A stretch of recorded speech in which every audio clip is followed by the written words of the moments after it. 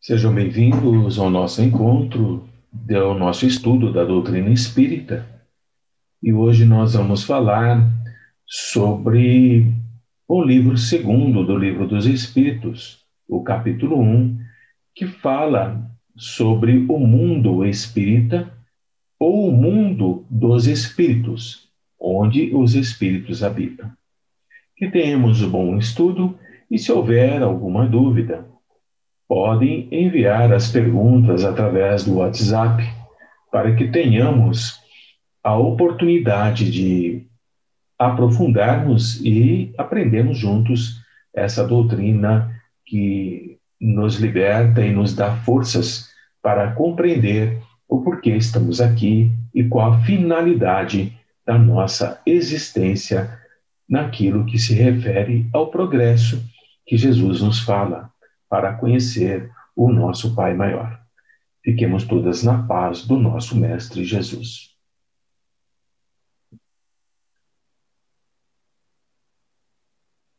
Primeira coisa que nós precisamos compreender é que os espíritos são seres inteligentes da criação.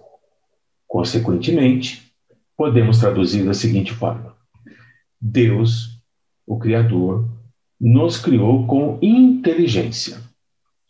E nós, como espíritos, nós povoamos o universo fora do mundo material. Vivemos no universo por todos os lugares. Se nós, espíritos, somos filhos de Deus, pois fomos criados por Ele, qual é a finalidade, com que propósito nós fomos criados? Sabemos que Deus não faz nada por acaso.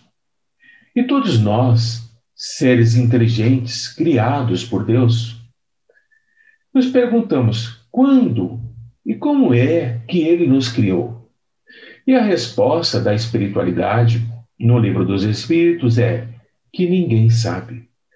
Mas eles dizem que Deus cria sem parar e nunca descansa. Aqui nós temos uma pequena observação em relação à Bíblia, que nos fala que Deus trabalhou por 6 dias e no 7º dia descansou. É importante compreendermos que esse descansar que a Bíblia nos fala é que é necessário um dia do mês ou da semana em que precisamos dedicar a nós mesmos, à prece, à oração, a nos conhecermos, a convivermos com as nossas famílias, com os nossos amigos.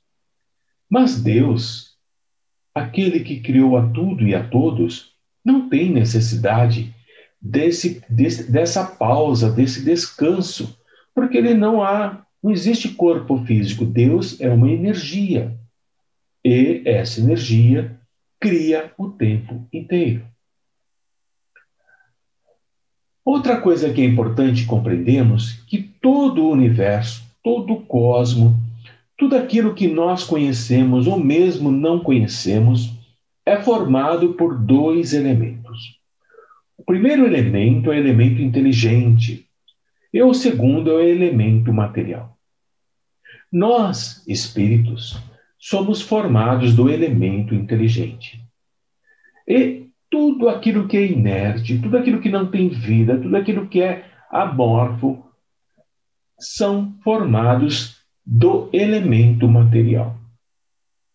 Nessa foto que nós olhamos, tudo que nós vemos aí é elemento material.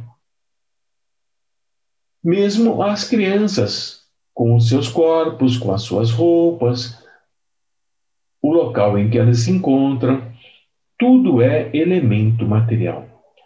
O elemento inteligente nós não conseguimos ver, porque é aquele que está animando esses corpos. Daí é importante compreendermos que há um mundo material e há um mundo imaterial, inteligente, e esses 2 mundos se relacionam o tempo inteiro. Os espíritos, eles não são imateriais. Eles são incorpóreos, eles não estão habitando um corpo por um determinado tempo. Quando esses espíritos não estão habitando um corpo, eles são incorpóreos. E eles são compostos de uma matéria, porque eles tiveram origem em alguma coisa. Quando Deus criou, o espírito ele se utilizou de alguma matéria para que esse espírito pudesse existir. E é uma matéria quintessenciada, ela é tão etérea que nossos sentidos, nós não conseguimos perceber essa matéria. As nossas percepções não alcançam a vibração dessa matéria para que possamos percebê-la, para que possamos vê-la, para que possamos ouvi-la. Outra questão que é muito importante é que a existência do espírito não tem fim. Os espíritos são imortais e não desaparecem no nada. O que desaparece é esse corpo que foi formado para que nós pudéssemos habitar dentro dele, realizar um tempo de aprendizado, no caso aqui no planeta Terra, completado esse tempo, por circunstâncias as mais variadas, nós desencarnamos, nós morremos, nós saímos do corpo. O corpo fica, retorna ao quesito da matéria, vai se dissolvendo e o espírito volta para o mundo dos espíritos, o mundo espírita, o mundo incorpóreo. E ali permanece um certo tempo até que, por fatores e por circunstâncias específicas que nós estudaremos mais para frente, ele reencarna, nasce de novo para continuar o seu aprendizado, a sua busca do progresso moral em direção à luz que a todos nós estamos destinados. Se os espíritos fazem parte de um mundo diferente, fora daquele que nós vemos e vivemos diariamente, eles estão habitando o mundo dos espíritos, o mundo das inteligências incorpóreas.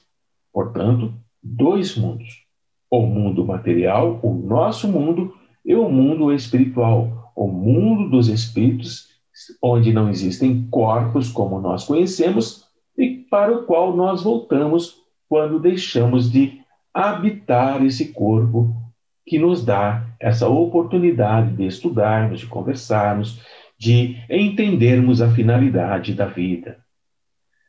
Entre o mundo espírita, o mundo incorpóreo e o mundo corpóreo, o nosso mundo, nesse momento, o mais importante é o mundo espírita. Ele tem preponderância sobre o nosso mundo. Ele é muito mais importante do que o nosso mundo. Consequentemente, o mundo corpóreo, esse nosso mundo, pode deixar de existir ou jamais ter existido, e isso não vai alterar em nada a essência do mundo espírita. Por exemplo, se o nosso planeta desaparece pela colisão de um asteroide ou por uma grande hecatombe nuclear, o mundo espiritual ele continua existindo. O nosso desaparecer em nada altera essa essência do mundo espírita, porque nós somos mundos independentes. Mas, embora independentes, nós reagimos incessantemente um sobre o outro. Estamos sempre em comunicação, em contato incessante entre o mundo imaterial e o mundo material, atuando um sobre o outro. Eles atuam sobre nós e nós atuamos sobre eles.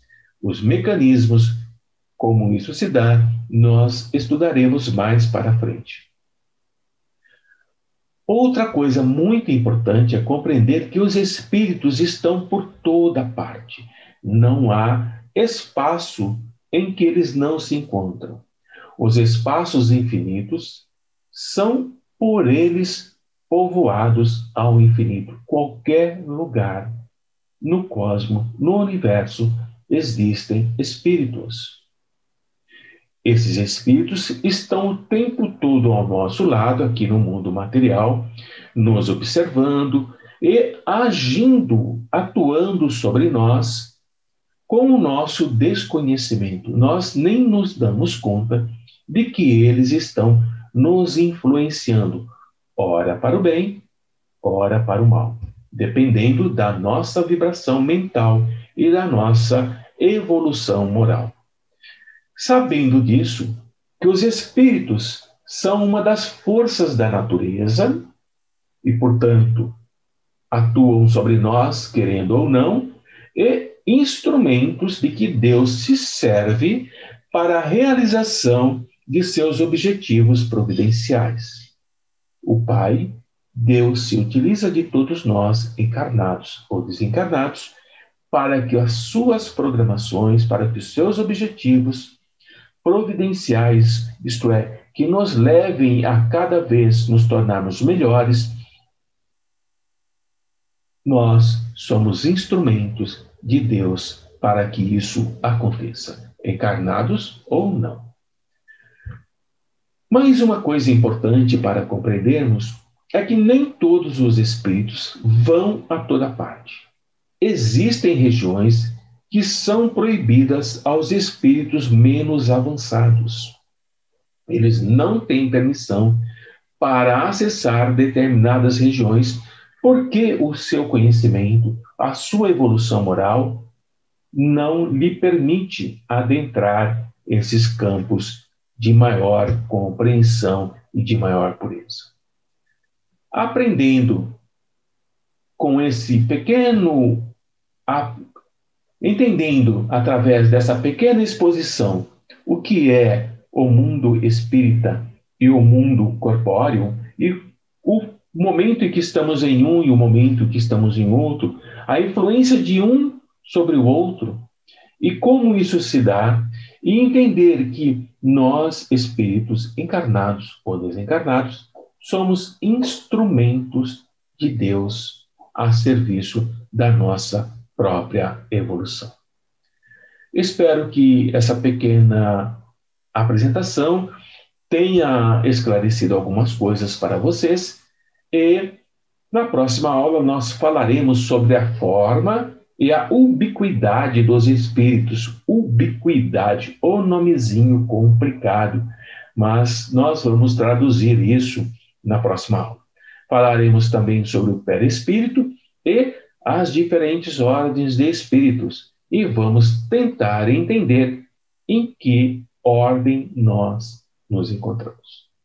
Paz, irmãos, que o amor e a luz do nosso amado Mestre Jesus permaneça em nossos corações.